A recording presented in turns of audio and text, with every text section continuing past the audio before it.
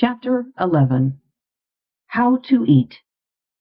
It is a settled fact that man naturally chews his food. The few fatists who maintain that we should bolt our nourishment, after the manner of the dog and others of the lower animals, can no longer get a hearing. We know that we should chew our food, and if it is natural that we should chew our food, the more thoroughly we chew it, the more completely natural the process must be. If you will chew every mouthful to a liquid, you need not be in the least concerned as to what you shall eat, for you can get sufficient nourishment out of any ordinary food. Whether or not this chewing shall be an irksome and laborious task, or a most enjoyable process, depends on the mental attitude in which you come to the table. If your mind and attitude are on other things, or if you are anxious or worried about business or domestic affairs, you will find it almost impossible to eat without bolting more or less of your food. You must learn to live so scientifically that you will have no business or domestic cares to worry about. This you can do, and you can also learn to give your undivided attention to the act of eating while at the table. When you eat, do so with an eye single to the purpose of getting all the enjoyment you can from that meal. Dismiss everything else from your mind, and do not let anything take your attention from the food and its taste until your meal is finished. Be cheerfully confident, for if you follow these instructions, you may know that the food you eat is exactly the right food, and that it will agree with you to perfection. Sit down to the table with confident cheerfulness, and take a moderate portion of the food. Take whatever things look most desirable to you. Do not select some food because you think it will be good for you. Select that which will taste good to you. If you are to get well and stay well, you must drop the idea of doing things because they are good for your health, and do things because you want to do them. Select the food you want most. Gratefully give thanks to God that you have learned how to eat it in such a way that digestion shall be perfect, and take a moderate mouthful of it. Do not fix your attention on the act of chewing. Fix it on the taste of the food, and taste and enjoy it until it is reduced to a liquid state and passes down your throat by involuntary swallowing. No matter how long it takes, do not think of the time. Think of the taste. Do not allow your eyes to wander over the table, speculating as to what you shall eat next. Do not worry for fear there is not enough, and that you will not get your share of everything. Do not anticipate the taste of the next thing. Keep your mind centered on the taste of what you have in your mouth, and that is all of it. Scientific and healthful eating is a delightful process after you have learned how to do it, and after you have overcome the bad old habit of gobbling down your food unchewed. It is best not to have too much conversation going on while eating. Be cheerful, but not talkative. Do the talking afterward. In most cases, some use of the will is required to form the habit of correct eating. The bolting habit is an unnatural one and is without doubt mostly the result of fear. Fear that we will be robbed of our food. Fear that we will not get our share of the good things. Fear that we will lose precious time. These are the causes of haste. Then there is anticipation of the dainties that are to come for dessert, and the consequent desire to get at them as quickly as possible. And there is mental abstraction, or thinking of other matters while eating. All these must be overcome. When you find that your mind is wandering, call a halt. Think for a moment of the food and of how good it tastes, of the perfect digestion and assimilation that are going to follow the meal, and begin again. Begin again and again, though you must do so 20 times in the course of a single meal, and again, though you must do so every meal for weeks and months. It is perfectly certain that you can, from the Fletcher habit, if you persevere, and when you have formed it, you will experience a healthful pleasure you have never known. This is a vital point, and I must not leave it until I have thoroughly impressed it upon your mind. Given the right materials, perfectly prepared, the principle of health will positively build you a perfectly healthy body, and you cannot prepare the materials perfectly in any other way than the one I am describing. If you are to have perfect health, you must eat in just this way. You can, and the doing of it is only a matter of a little perseverance. What use for you to talk of mental control unless you will govern yourself in so simple a matter as ceasing to bolt your food? What use to talk of concentration unless you can keep your mind on the act of eating it for so short a space as 15 or 20 minutes, especially with all the pleasures of taste to help you go on and conquer? In a few weeks, or months, as the case may be, you will find the habit of scientific eating becoming fixed, and soon you will be in so splendid a condition, mentally and physically, that nothing would induce you to return to the bad old way. We have seen that if a man will think only thoughts of perfect health, his internal functions will be performed in a healthy manner. And we have seen that in order to think thoughts of health, man must perform the voluntary functions in a healthy manner. The most important of the voluntary functions is that of eating, and we see, so far, no especial difficulty in eating in a perfectly healthy way. I will here summarize the instructions as to when to eat, what to eat, and how to eat with the reasons therefore. Never eat until you have an earned hunger, no matter how long you go without food.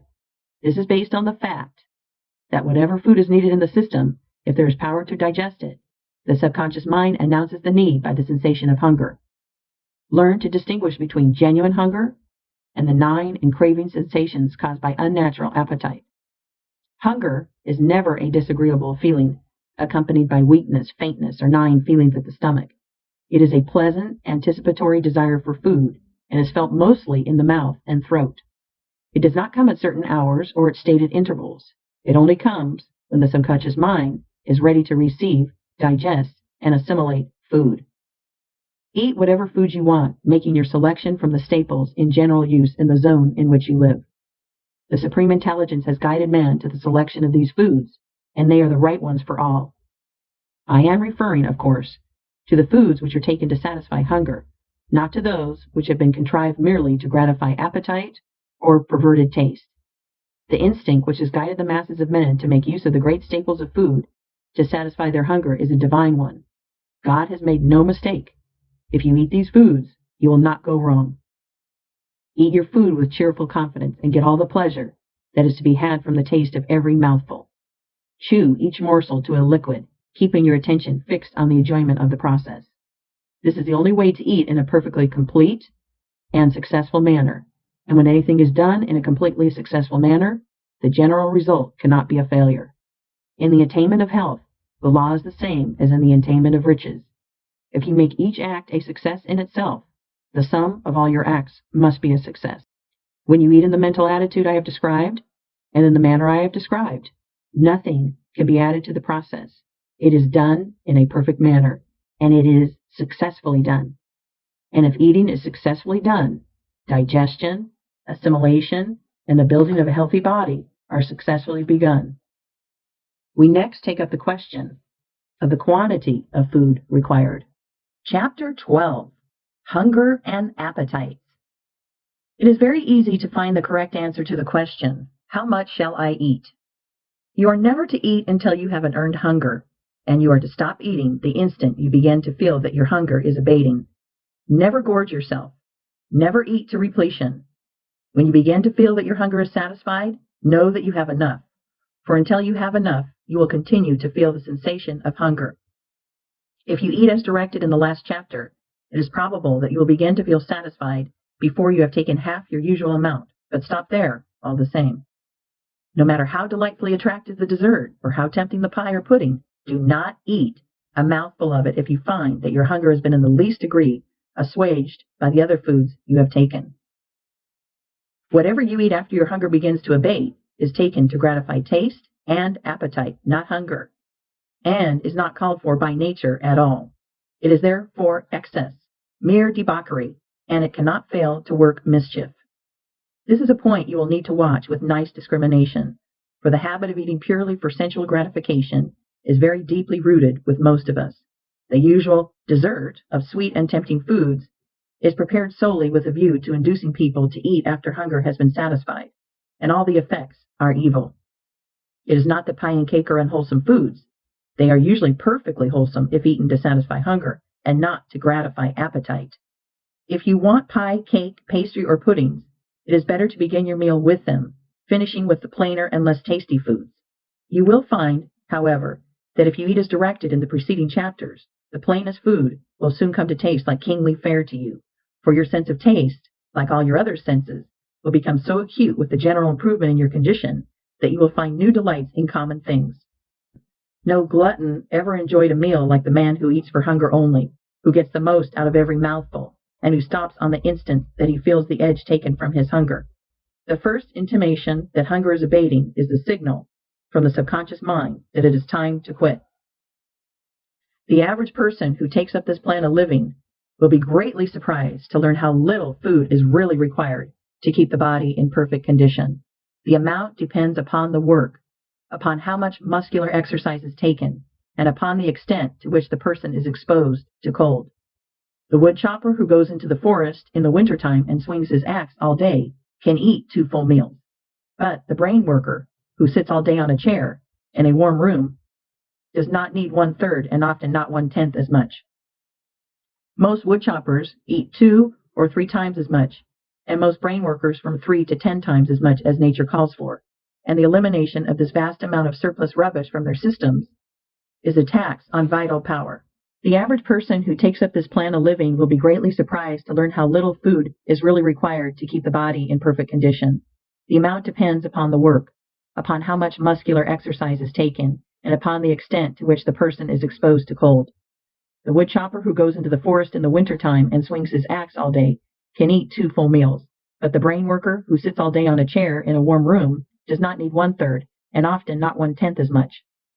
Most wood choppers eat 2 or 3 times as much, and most brain workers from 3 to 10 times as much as nature calls for, and the elimination of this vast amount of surplus rubbish from their systems is a tax on vital power, which in time depletes their energy and leaves them an easy prey to so-called disease. Get all possible enjoyment out of the taste of your food, but never eat anything merely because it tastes good, and on the instant that you feel that your hunger is less keen, stop eating.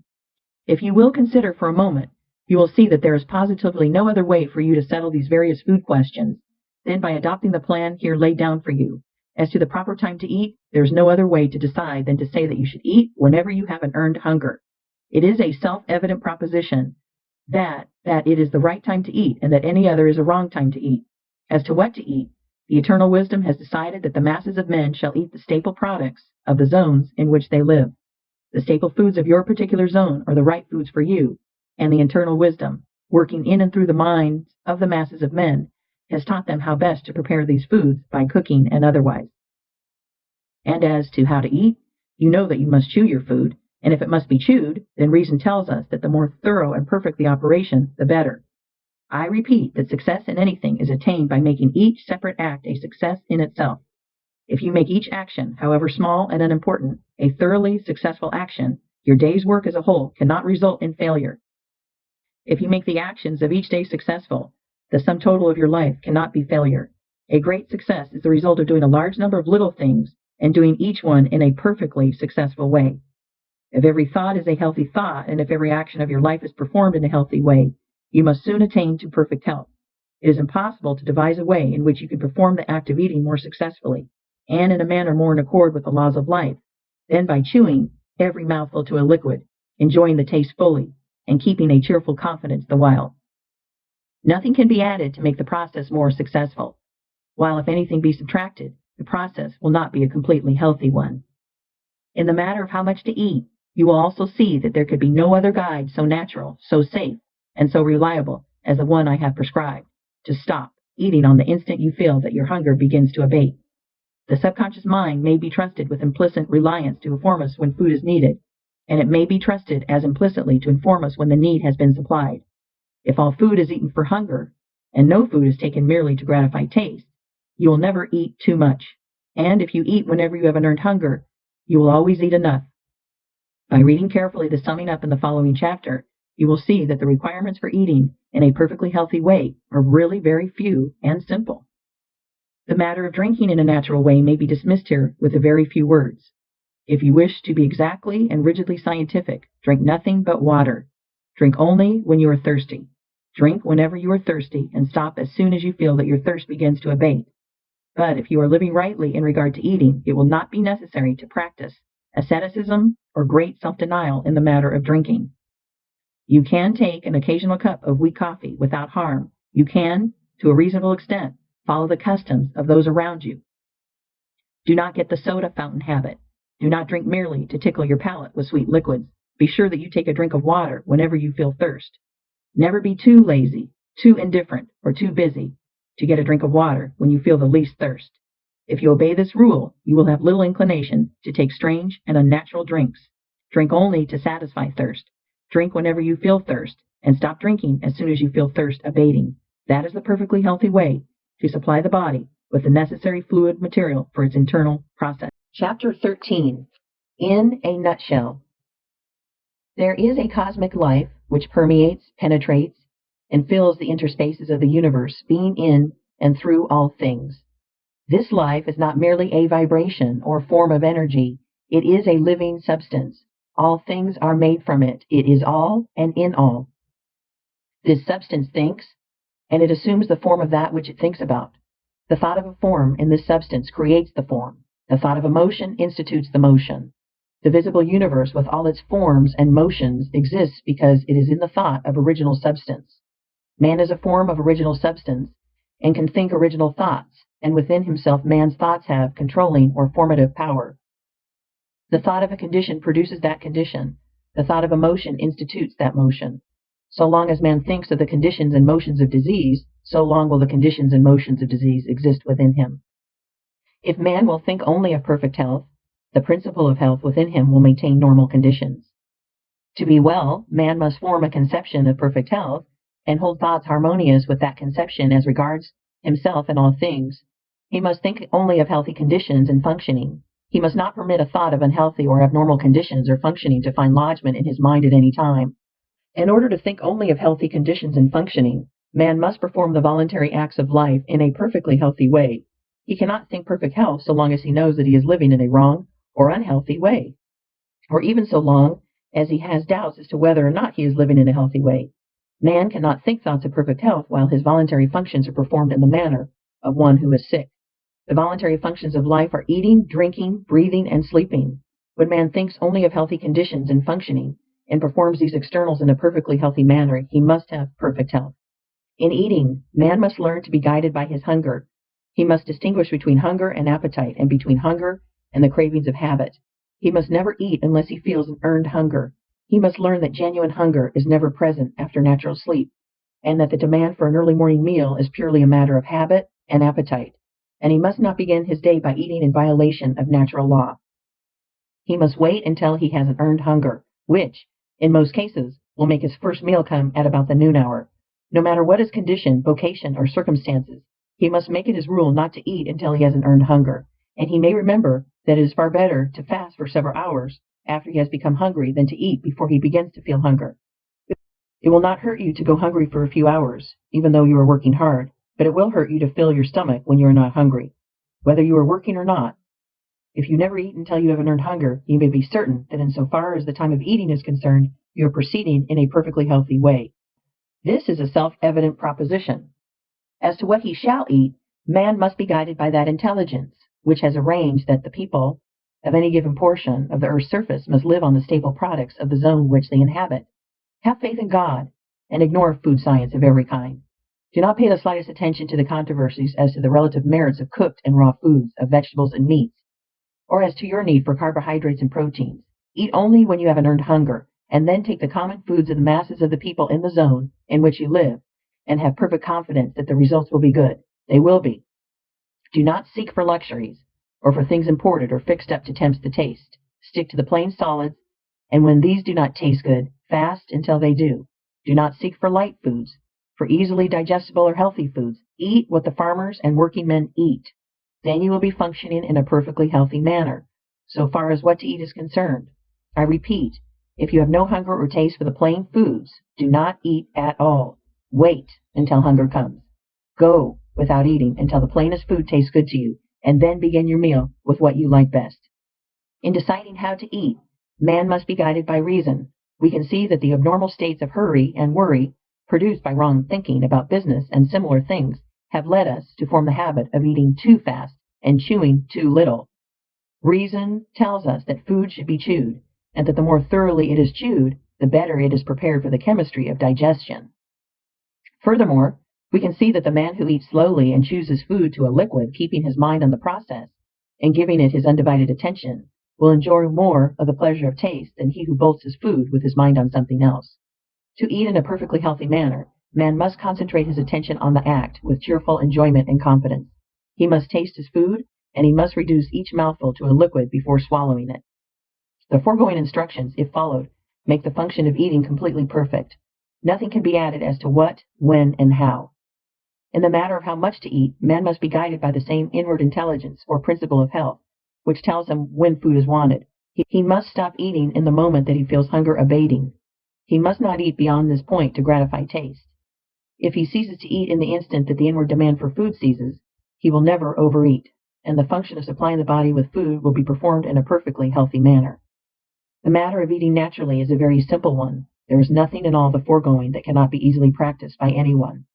This method, put in practice, will infallibly result in perfect digestion and assimilation, and all anxiety and careful thought concerning the matter can at once be dropped from the mind.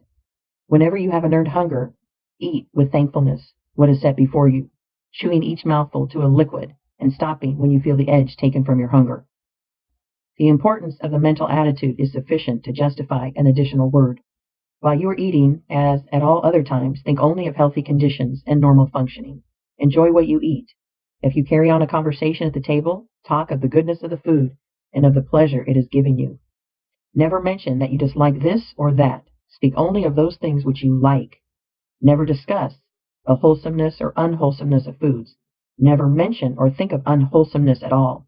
If there is anything on the table for which you do not care, pass it by in silence or with a word of commendation. Never criticize or object to anything. Eat your food with gladness and with singleness of heart, praising God and giving thanks. Let your watchword be perseverance. Whenever you fall into the old way of hasty eating or of wrong thought and speech, bring yourself up short and begin again.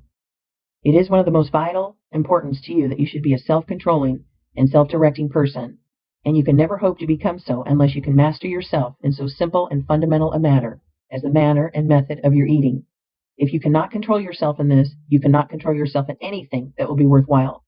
On the other hand, if you carry out the foregoing instructions, you may rest in the assurance that insofar as right thinking and right eating are concerned, you are living in a perfectly scientific way.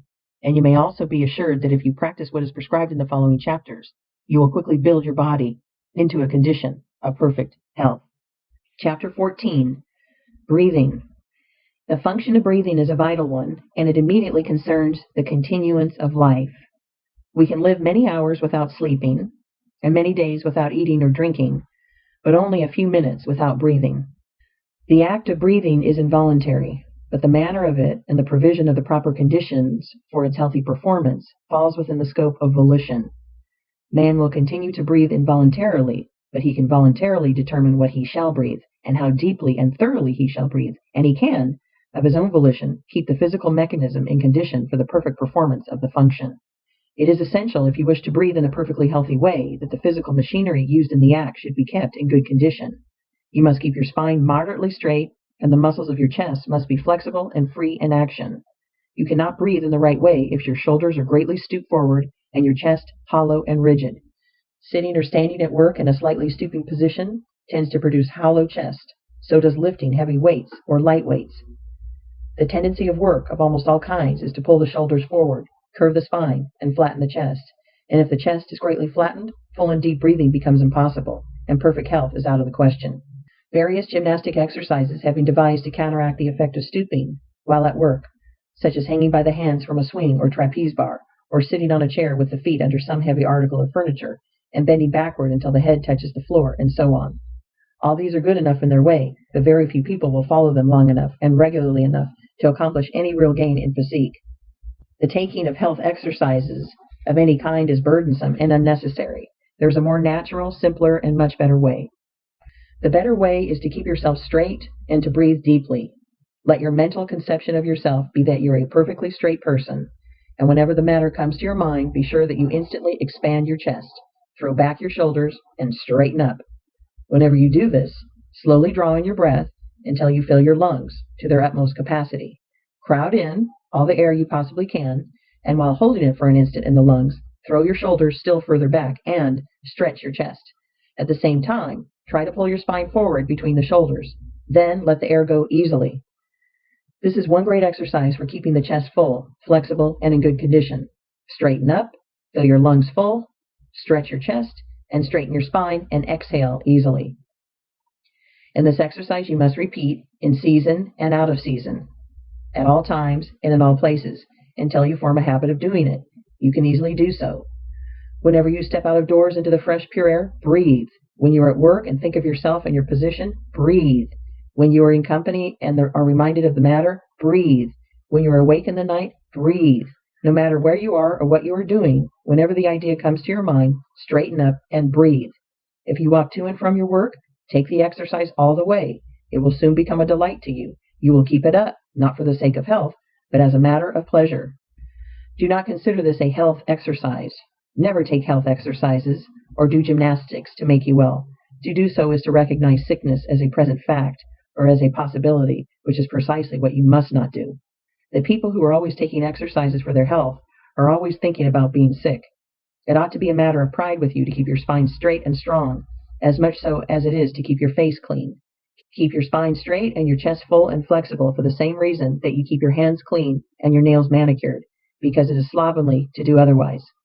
Do it without a thought of sickness, present or possible. You must either be crooked and unsightly, or you must be straight. And if you are straight, your breathing will take care of itself. You will find the matter of health exercises referred to again in a future chapter. It is essential, however, that you should breathe air. It appears to be the intention of nature that the lungs should receive air containing its regular percentage of oxygen, and not greatly contaminated by other gases or by filth of any kind. Do not allow yourself to think that you are compelled to live or work where the air is not fit to breathe. If your house cannot be properly ventilated, move. And if you're employed where the air is bad, get another job. You can by practicing the methods given in the preceding volume of this series, The Science of Getting Rich. If no one would consent to work in bad air, employers would speedily see to it that all workrooms were properly ventilated. The worst air is that from which the oxygen has been exhausted by breathing, as that of churches and theaters where crowds of people congregate and the outlet and supply of air are poor. Next to this is air containing other gases than oxygen and hydrogen, sewer gas, and the effluvium from decaying things. Air that is heavily charged with dust or particles of organic matter may be endured better than any of these.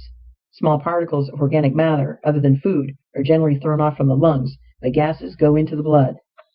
I speak advisedly when I say, other than food.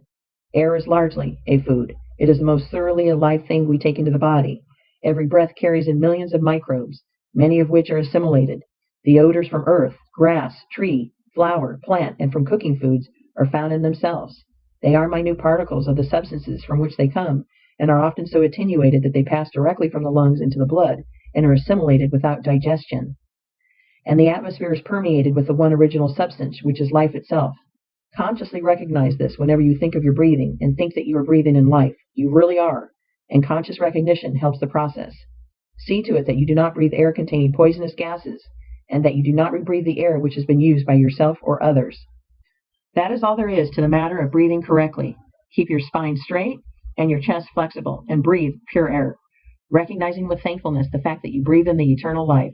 That is not difficult, and beyond these things give little thought to your breathing except to thank God that you have learned how to do it perfectly.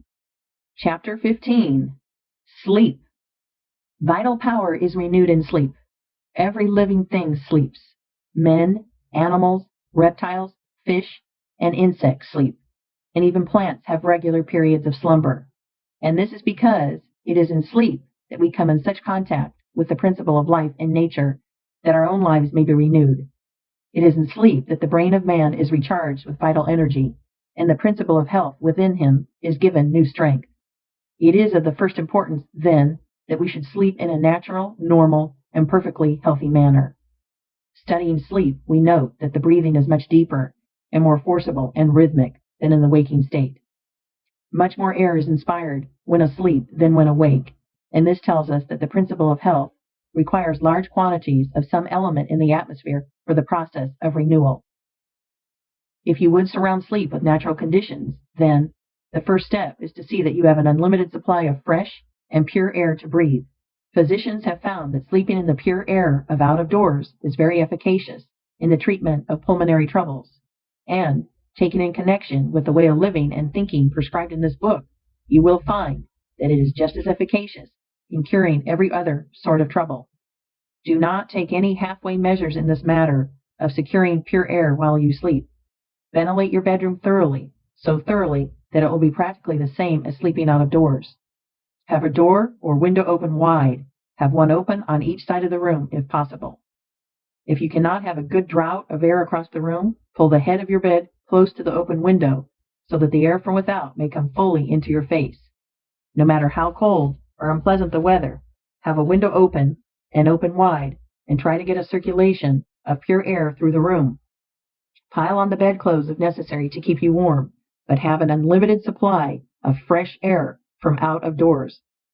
This is the first great requisite for healthy sleep. The brain and nerve centers cannot be thoroughly vitalized if you sleep in dead or stagnant air. You must have the living atmosphere, vital with nature's principle of life. I repeat, do not make any compromise in this matter. Ventilate your sleeping room completely and see that there is a circulation of outdoor air through it while you sleep. You are not sleeping in a perfectly healthy way if you shut the doors and windows of your sleeping room, whether in winter or summer. Have fresh air. If you are where there is no fresh air, move. If your bedroom cannot be ventilated, get into another house. Next in importance is the mental attitude in which you go to sleep. It is well to sleep intelligently, purposefully, knowing what you do it for. Lie down thinking that sleep is an infallible vitalizer, and go to sleep with a confident faith that your strength is to be renewed, that you will awake full of vitality and health. Put purpose into your sleep as you do into your eating. Give the matter your attention for a few minutes as you go to rest. Do not seek your couch with a discouraged or depressed feeling. Go there joyously to be made whole. Do not forget the exercise of gratitude in going to sleep. Before you close your eyes, give thanks to God for having shown you the way to perfect health, and go to sleep with this grateful thought uppermost in your mind. A bedtime prayer of thanksgiving is a mighty good thing.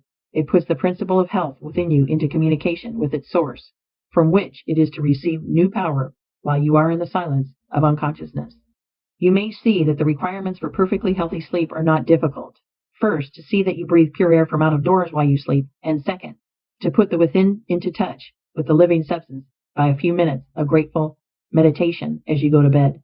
Observe these requirements. Go to sleep in a thankful and confident frame of mind, and all will be well. If you have insomnia, do not let it worry you. While you lie awake, form your conception of health. Meditate with thankfulness on the abundant life which is yours. Breathe and feel perfectly confident that you will sleep in due time, and you will. Insomnia, like every other ailment, must give way before the principle of health aroused to full constructive activity by the course of thought and action herein described. The reader will now comprehend that it is not at all burdensome or disagreeable to perform the voluntary functions of life in a perfectly healthy way. The perfectly healthy way is the easiest, simplest, most natural, and most pleasant way. The cultivation of health is not a work of art, difficulty, or strenuous labor. You have only to lay aside artificial observances of every kind, and eat, drink, breathe, and sleep in the most natural and delightful way. And if you do this, thinking health, and only health, you will certainly be well. Chapter 16. Supplementary Instructions. In forming a conception of health, it is necessary to think of the manner in which you would live and work if you were perfectly well and very strong. To imagine yourself doing things in the way of a perfectly well and very strong person until you have a fairly good conception of what you would be if you were well. Then take a mental and physical attitude in harmony with this conception, and do not depart from this attitude. You must unify yourself in thought with the thing you desire, and whatever state or condition you unify with yourself in thought will soon become unified with you in body. The scientific way is to sever relations with everything you do not want, and to enter into relations with everything you do want. Form a conception of perfect health, and relate yourself to this conception in word, act, and attitude. Guard your speech. Make every word harmonize with the conception of perfect health. Never complain. Never say things like these: I did not sleep well last night. I have a pain in my side. I do not feel at all well today, and so on. Say, I am looking forward to a good night's sleep tonight. I can see that I progress rapidly, and things of similar meaning. Insofar as everything which is connected with disease is concerned, your way is to forget it. And insofar as everything which is connected with health is concerned, your way is to unify yourself with it in thought and speech. This is the whole thing in a nutshell. Make yourself one with health in thought, word, and action, and do not connect yourself with sickness either by thought, word, or action. Do not read doctor books or medical literature, or the literature of those whose theories conflict with those herein set forth. To do so will certainly undermine your faith in the way of living upon which you have entered, and cause you to again come into mental relations with disease. This book really gives you all that is required. Nothing essential has been omitted, and practically all the superfluous has been eliminated. The science of being well is an exact science, like arithmetic. Nothing can be added to the fundamental principles, and if anything be taken from them, a failure will result. If you follow strictly the way of living prescribed in this book, you will be well, and you certainly can follow this way, both in thought and action. Relate not only yourself, but so far as possible, all others, in your thoughts to perfect health. Do not sympathize with people when they complain, or even when they are sick and suffering. Turn their thoughts into a constructive channel if you can. Do all you can for their relief, but do it with the health thought in your mind. Do not let people tell their woes and catalog their symptoms to you. Turn the conversation to some other subject, or excuse yourself and go. Better be considered an unfeeling person than to have the disease thought forced upon you. When you are in company of people whose conversational stock in trade is sickness and kindred matters, ignore what they say and fall to offering a mental prayer of gratitude for your perfect health. And if that does not enable you to shut out their thoughts, say goodbye and leave them. No matter what they think or say, politeness does not require you to permit yourself to be poisoned by diseased or perverted thought. When we have a few more hundred of thousands of enlightened thinkers who will not stay where people complain and talk sickness, the world will advance rapidly toward health. When you let people talk to you of sickness, you assist them to increase and multiply sickness. What shall I do when I am in pain? Can one be in actual physical suffering and still think only thoughts of health? Yes. Do not resist pain. Recognize that it is a good thing.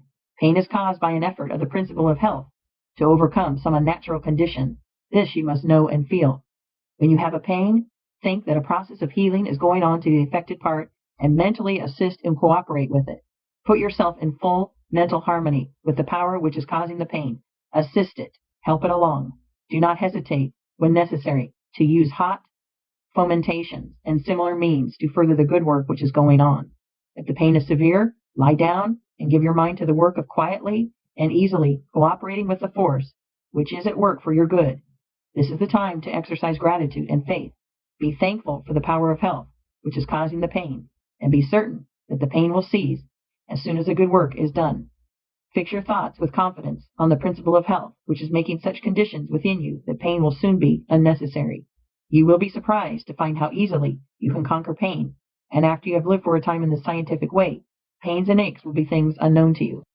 What shall I do when I am too weak for my work? Shall I drive myself beyond my strength, trusting in God to support me?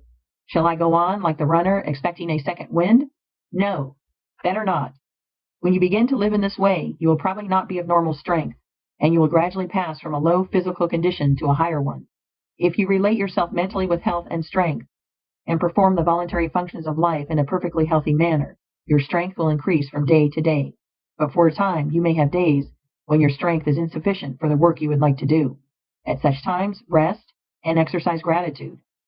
Recognize the fact that your strength is growing rapidly, and feel a deep thankfulness to the living one from which it comes. Spend an hour of weakness in thanksgiving and rest, with full faith that great strength is at hand, and then get up and go on again. While you rest, do not think of your present weakness. Think of the strength that is coming. Never at any time allow yourself to think that you are giving way to weakness. When you rest, as when you go to sleep, fix your mind on the principle of health which is building you into complete strength. What shall I do about the great bugaboo which scares millions of people to death every year? Constipation. Do nothing. Read Horace Fletcher on the ABZ or Our Own Nutrition, and get the full force of his explanation of the fact that when you live on the scientific plane, you need not, and indeed cannot, have an evacuation of the bowels every day, and that an operation in from once in 3 days to once in 2 weeks is quite sufficient for perfect health. The gross feeders who eat from 3 to 10 times as much as can be utilized in their systems have a great amount of waste to eliminate, but if you live in the manner we have described, it will be otherwise with you. If you eat only when you have an earned hunger, and chew every mouthful to a liquid, and if you stop eating the instant you begin to be conscious of an abatement of your hunger, you will so perfectly prepare your food for digestion and assimilation that practically all of it will be taken up by the absorbents, and there will be little, almost nothing, remaining in the bowels to be excreted. If you are able to entirely banish from your memory all that you have read in doctor books and patent medicine advertisements concerning constipation, You need give the matter no further thought at all. The principle of health will take care of it. But if your mind has been filled with fear thought in regard to constipation, it may be well in the beginning for you to occasionally flush the colon with warm water. There is not the least need of doing it, except to make the process of your mental emancipation from fear a little easier. It may be worthwhile for that. And as soon as you see that you are making good progress, and that you have cut down your quantity of food, and are really eating in the scientific way, dismiss constipation from your mind forever. You have nothing more to do with it. Put your trust in that principle within you, which has the power to give you perfect health. Relate it by your reverent gratitude to the principle of life, which is all power, and go on your way rejoicing. What about exercise? Everyone is the better for a little all-round use of the muscles every day, and the best way to get this is to do it by engaging in some form of play or amusement. Get your exercise in the natural way, as recreation, not as a forced stunt for health's sake alone. Ride a horse or a bicycle, play tennis, or 10 pins, or toss a ball. Have some avocation, like gardening, in which you can spend an hour every day with pleasure and profit. There are 1,000 ways in which you can get exercise enough to keep your body supple and your circulation good, and yet not fall into the rut of exercising for your health. Exercise for fun or profit. Exercise because you are too healthy to sit still, and not because you wish to become healthy or to remain so. Are long continued fasts necessary? Seldom, if ever. The principle of health does not often require 20, 30, or 40 days to get ready for action. Under normal conditions, hunger will come in much less time. In much long fasts, the reason hunger does not come sooner is because it has been inhibited by the patient himself. He begins the fast with the fear, if not actually with the hope, that it will be many days before hunger comes. The literature he has read on the subject has prepared him to expect a long fast, and he is grimly determined to go to a finish. Let the time be as long as it will, and the subconscious mind, under the influence of powerful and positive suggestion, suspends hunger. When, for any reason, nature takes away your hunger, go cheerfully on with your usual work, and do not eat until she gives it back. No matter if it is 2, 3, 10 days, or longer, you may be perfectly sure that when it is time for you to eat, you will be hungry. And if you are cheerfully confident and keep your faith in health, you will suffer from no weakness or discomfort caused by abstinence. When you are not hungry, you will feel stronger, happier, and more comfortable if you do not eat than you will if you do eat, no matter how long the fast. And if you live in the scientific way described in this book, you will never have to take long fasts. You will seldom miss a meal, and you will enjoy your meals more than ever before in your life. Get an earned hunger before you eat, and whenever you get an earned hunger, eat. Science of Being Well by Wallace D. Wattles. Chapter 17. A summary of the science of being well. Health is perfectly natural functioning, normal living. There is a principle of life in the universe. It is the living substance from which all things are made. This living substance permeates, penetrates, and fills the interspaces of the universe. In its invisible state, it is in and through all forms, and yet all forms are made of it. To illustrate, suppose that a very fine and highly diffusible aqueous vapor should permeate and penetrate a block of ice. The ice is formed from living water and is living water in form, while the vapor is also living water unformed, permeating a form made from itself. This illustration will explain how living substance permeates all forms made from it. All life comes from it. It is all the life there is. The universal substance is a thinking substance and takes the form of its thought.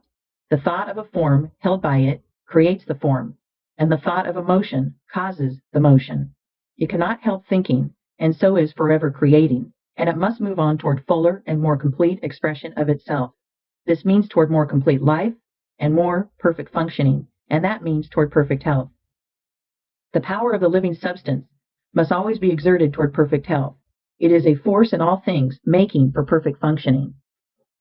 All things are permeated by a power which makes for health. Man can relate himself to this power and ally himself with it. He can also separate himself from it in his thoughts. Man is a form of this living substance and has within him a principle of health. This principle of health, when in full constructive activity, causes all the involuntary functions of man's body to be perfectly performed. Man is a thinking substance, permeating a visible body, and the processes of his body are controlled by his thought. When man thinks only thoughts of perfect health, the internal processes of his body will be those of perfect health. Man's first step toward perfect health must be to form a conception of himself as perfectly healthy and as doing all things in the way and manner of a perfectly healthy person. Having formed this conception, he must relate himself to it in all his thoughts and sever all thought relations with disease and weakness. If he does this and thinks his thoughts of health with positive faith, man will cause the principle of health within him to become constructively active and to heal all his diseases. He can receive additional power from the universal principle of life by faith, and he can acquire faith by looking to this principle of life with reverent gratitude for the health it gives him. If man will consciously accept the health which is being continually given to him by the living substance, and if he will be duly grateful therefor, he will develop faith. Man cannot think only thoughts of perfect health unless he performs the voluntary functions of life in a perfectly healthy manner. These voluntary functions are eating, drinking, breathing, and sleeping. If man thinks only thoughts of health, has faith in health, and eats, drinks, breathes, and sleeps in a perfectly healthy way, he must have perfect health. Health is the result of thinking and acting in a certain way, and if a sick man begins to think and act in this way, the principle of health within him will come into constructive activity and heal all his diseases. This principle of health is the same in all and is related to the life principle of the universe. It is able to heal every disease and will come into activity whenever man thinks and acts in accordance with the science of being well. Therefore, every man can attain to perfect health. End of chapter 17. Recording by Jill Preston. End of Science of Being Well.